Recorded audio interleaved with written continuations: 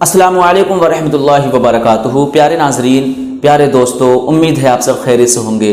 अल्लाह ताला आपको सलामत रखे। प्यारे दोस्तों, वक्फ बोर्ड का जो मामला चल रहा है तो उसके ताल्लुक़ से एक बहुत ही अहम ख़बर आई है और मैंने उस ख़बर को सुना तो मैं चाहता हूँ कि उस ख़बर को आप भी जानें कि आखिर क्या क्या चल रहा है। आप इस वीडियो को देखें जो आपको स्क्रीन पर नज़र आएगी। आप इस वीडियो को पूरा देखें और इसको ज़्यादा से ज़्यादा शेयर करें। जेपीसी की बैठक चल रही है वक्फ एक्ट के ऊपर। जेपीसी ये देख रहा है कि वक्फ एक्ट लीगल है या इलीगल है, कॉन्स्टिट्यूशनल है या अनकॉन्स्टिट्यूशनल है। आज मैं जेपीसी के सभी माननीय सांसदों से विनम्रता पूर्वक कुछ सवाल पूछता हूं। आखिर भारत के संविधान में WAQF कहां लिखा है, वक्फ कहां लिखा हुआ है? भारत के संविधान के प्रियम्बल में जब सेकुलर शब्द जोड़ दिया है तो क्या सेकुलर शब्द होने के बावजूद भारत में मजहब के आधार पे अलग अलग कानून चल सकता है क्या? कि भारत संविधान से चलेगा या भारत पर्सनल लॉ से चलेगा? भारत के संविधान के किस आर्टिकल में किस पन्ने पे वक्फ लिखा हुआ है, ये माननीय सांसद एक बार पढ़ें और सोच के बताएं। अगर ये वक्फ बोर्ड सही है तो जितनी शक्तियां वक्फ बोर्ड के पास है, ऐसा बोर्ड हिंदू के लिए क्यों नहीं है, जैन के लिए क्यों नहीं है, बौद्ध के लिए क्यों नहीं है, सिख के लिए क्यों नहीं है? अगर ये वक्फ एक्ट ठीक है तो ऐसा ही कानून पारसी के लिए, ईसाई के लिए, यहूदी के लिए, बहाई के लिए क्यों नहीं है? अगर वक्फ एक्ट ठीक है तो फिर ऐसा ही कानून हिंदू, जैन, बौद्ध, सिख के लिए क्यों नहीं है? जैसे इस कानून में वक्फ ट्रिब्यूनल का प्रावधान है, वक्फ ट्रिब्यूनल जो जमीनों का मुकदमा डिसाइड कर रहा है, ऐसा ही ट्रिब्यूनल हिंदू, जैन, बौद्ध, सिख के लिए क्यों नहीं है? माननीय सांसद अच्छी तरीके सोचे कि क्या संविधान में सेकुलर शब्द रहते हुए भी वक्फ बोर्ड चल सकता है क्या, वक्फ ट्रिब्यूनल चल सकता है क्या, वक्फ एक्ट चल सकता है क्या? और यदि हां तो ठीक है, फिर आप एक काम करिए, फिर सनातन बोर्ड भी बनाइए, जैन बोर्ड भी बनाइए, जैन बौद्ध बोर्ड भी बनाइए, क्रिश्चियन बोर्ड भी बनाइए, पारसी बोर्ड भी बनाइए, यहूदी बोर्ड भी बनाइए, बहाई बोर्ड भी बनाइए।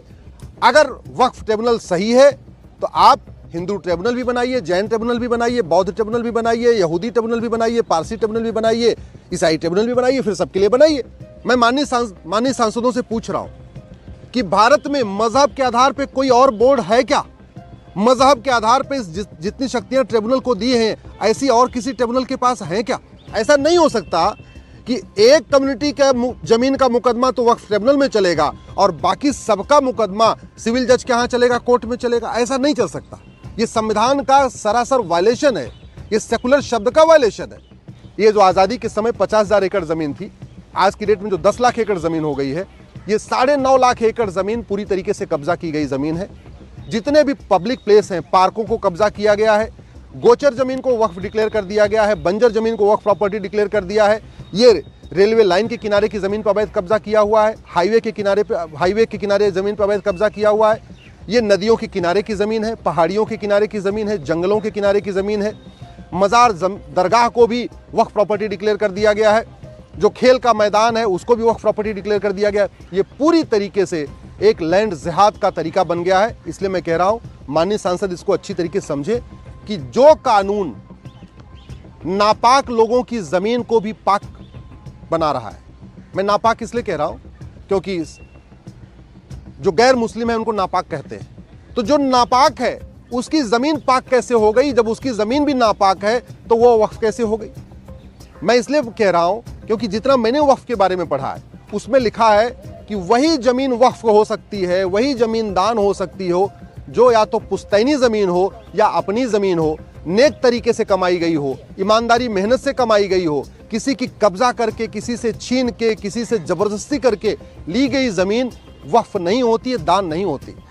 और ऐसा कई हदीसों में लिखा हुआ है, मैंने खुद भी पढ़ा हुआ है। इसलिए माननीय सांसदों से मेरा आग्रह है कि जब दूसरों की कब्जा की गई जमीन वक्फ हो ही नहीं सकती है तो ये वक्फ एक्ट किसकी जमीन को वक्फ प्रॉपर्टी डिक्लेयर कर रहा है? तो बहुत सीधी सी बात है, अवैध जमीन पे कब्जा करके, हिंदुओं की जमीन पे कब्जा करके, मुगलों के द्वारा जो जमीन कब्जा की गई थी उस जमीन को आप जायज नहीं कह सकते। मैं इसलिए कह रहा हूं क्योंकि बाबर, हुमायूं, तुगलक, गजनी, गोरी के पास भारत में 1 इंच जमीन नहीं थी। जो जमीन उन्होंने यहां कब्जा किया था तलवार के दम पे कब्जा किया था। और हदीस में लिखा हुआ है, कुरान में लिखा हुआ है कि तलवार के दम पे दूसरे की जमीन कब्जा करके आप उसको वक्फ नहीं कर सकते। तो वक्फ के हिसाब से जो वास्तव में डिफिनीशन है वक्फ की, जो दान की डिफिनीशन है, उसके हिसाब से केवल मुगलों को ही नहीं बल्कि उनके नवाबों, उनके निज़ामों, उनके जागीरदारों, उनके जमींदारों को भी वक्फ का अधिकार नहीं। और सच्चर कमेटी ये कह रही है कि यहाँ पे मुस्लिम्स की हालत दलितों से बदतर है। जब मुस्लिम्स की हालत दलितों से बदतर है तो फिर वक्फ कैसे कर रहे हैं? जब जिसके पास खुद की जमीन नहीं है तो वक्फ करेगा कैसे? मैं आज जेपीसी के माननीय सांसदों से कुछ और भी सवाल पूछ रहा हूं कि क्या तलवार के दम पे दूसरों की जमीन कब्जा करके उसको दान किया जा सकता है? क्या वक्फ किया जा सकता है? क्या मजार बनाना, मजार पे जाना, ये वक्फ प्रॉपर्टी हो सकती है क्या? क्योंकि हमने जो पढ़ा हुआ है कि मजार बनाना, मजार पे जाना दोनों हराम है, और जब दोनों हराम है तो वक्फ प्रॉपर्टी कैसे हो गई? क्या हत्या की धमकी देके, बलात्कार की धमकी देके, आगजनी की धमकी देके दूसरों की जमीन कब्जा करके उसको दान किया जा सकता है? क्या वक्फ किया जा सकता है? क्या जब पक्का कब्रिस्तान बनाना हराम है, नाजायज है, तो फिर ये कब्रिस्तान की प्रॉपर्टी वक्फ प्रॉपर्टी कैसे हो गई? जब दरगाह बनाना और दरगाह पे जाना हराम है, इस्लाम में नाजायज है, तो फिर दरगाह की प्रॉपर्टी वक्फ प्रॉपर्टी कैसे हो गई? मैं इसलिए पूछ रहा हूं कि जहां इस्लाम शुरू हुआ है, Arab, Dubai, Kuwait, Bahrain, Abu Dhabi, Muscat, Yemen, वहां एक भी मजार नहीं है, एक भी दरगाह नहीं है, एक भी पक्का कब्रिस्तान नहीं है। और मैं माननीय सांसदों को बताना चाहता हूं कि जब G20 का सम्मेलन हुआ था, सारे राष्ट्राध्यक्ष राजघाट गए थे गांधी जी के समाधि स्थल पे, लेकिन अरब के सुल्तान MBS नहीं गए थे। क्यों? क्योंकि उनका कहना था ला इलाहा इल्लल्लाह, अल्लाह के अलावा और किसी की इबादत नहीं हो सकती है, इसलिए मजार पे जाना, दरगाह पे जाना, पक्के कब्रिस्तान पे जाना हराम है। और इसीलिए खाड़ी देशों में एक भी मजार नहीं, एक भी दरगाह नहीं, एक भी पक्का कब्रिस्तान नहीं। अब माननीय सांसदों को तय करना है कि भारत शरीयत से चलेगा या भारत संविधान से चलेगा। माननीय सांसदों को तय करना है कि भारत में अब अलग अलग मजहब के आधार पे बोर्ड चलेंगे, मजहब के आधार पे ट्रिब्यूनल चलेंगे, या सबके लिए एक समान दान संहिता होगी, समान धर्मस्थल संहिता होगी, समान संपत्ति संहिता होगी।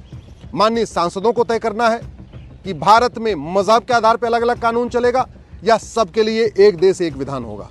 मैं माननीय सांसदों से कह रहा हूं, एक बार संविधान का शेड्यूल 7 खोलिए। शेड्यूल 7 में काम का बंटवारा है।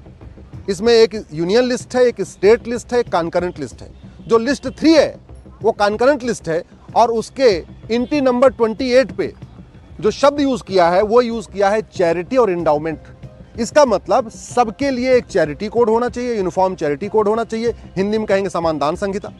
और इसमें जो शब्द यूज किया एंडाउमेंट, यानी सबके लिए एक समान धर्मस्थल संहिता होनी चाहिए, अलग अलग नहीं होना चाहिए। और इसीलिए इस वक्फ एक्ट हमने चैलेंज किया है। हमने ये कहा है कि वक्फ एक्ट आर्टिकल 14 का वायलेशन करता है, equality before law, equal protection of law. Article 15 का वायलेशन करता है, जो कहता है कि सरकार किसी से भेदभाव नहीं करेगी। आर्टिकल 19 का वायलेशन करता है, आर्टिकल 21 का वायलेशन करता है, आर्टिकल 25 का भी वायलेशन करता है। क्योंकि आर्टिकल 25 और 26 में जो बार बार बात आ रही है, आर्टिकल 26 में लिखा हुआ है कि सबको अपने रिलीजियस प्लेसेस को बनाने का अधिकार है, रिलीजियस प्लेसेस को मैनेज करने का अधिकार है, रिलीजियस प्लेस को मेंटेन करने का अधिकार है। आर्टिकल 26 कहता है, लेकिन आर्टिकल 26 में 3 लिमिटेशन दी हुई है, और वो है subject to public order, health and morality. यानी जो आपकी जमीन है जिस पे आप रिलीजियस प्लेस बनाना चाह रहे हैं वो इलीगल नहीं होनी चाहिए। आपका जो रिलीजियस प्लेस है उससे पब्लिक ऑर्डर डिस्टर्ब नहीं होना चाहिए। आपका जो रिलीजियस प्लेस है वो इमोरल तरीके से नहीं बनाया गया हो। तो प्यारे दोस्तों, जैसा कि आपने इन वकील साहब को सुना, तो मैं बता दूं आपको कि इस्लाम को लेकर इनकी मालूमात बहुत ही नाक़िस है और इनको बिल्कुल भी इल्म नहीं है, इनको बिल्कुल भी जानकारी नहीं है कि इस्लाम कैसे फैला है। जो भी इन्होंने बातें बोली हैं सब के सब गलत बातें बोली हैं। इन्हें नहीं पता कि इस्लाम कैसे फैला है। ये बात हम कई बार बोल चुके हैं कि इस्लाम तलवार के ज़ोर पर नहीं फैला, इस्लाम तलवार के ज़ोर पर नहीं फैला बल्कि मोहब्बत के ज़ोर पर फैला है। आप ख्वाजा गरीब नवाज़ की तारीख उठाकर देखें, 90 लाख लोग कलमा पढ़कर मुसलमान हुए थे ख्वाजा गरीब नवाज़ के हाथ पर। क्या वो तलवार के ज़ोर पर था? बिल्कुल नहीं, बल्कि मोहब्बत के ज़ोर पर इस्लाम फैला है। इस्लाम मोहब्बत का पैगाम देता है, अमन व सलामती का, अमन व शांति का पैगाम देता है। जो वकील साहब ने कहा बिल्कुल गलत कहा, सारी बातें इन्होंने सही नहीं गई इस्लाम को लेकर।